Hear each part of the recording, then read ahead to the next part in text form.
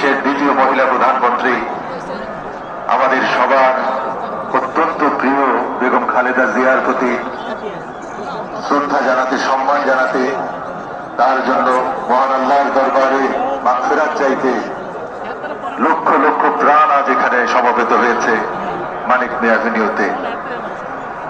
সবাই অত্যন্ত শ্রদ্ধার সঙ্গে, বিনম্র শ্রদ্ধায় তাদের নেত্রীর মাগফিরাত কামনার জন্য মহান আল্লাহর দরবারে এক কাতারে দাঁড়িয়ে নিবিষ্ট চিত্তে দোয়া করবে।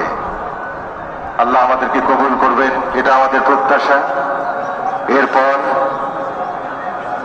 এদেশের কোটি কোটি মানুষের প্রাণ শহীদ রাষ্ট্রপতি জিয়াউর রহমানের সঙ্গে তাকে সমাহিত করা হবে।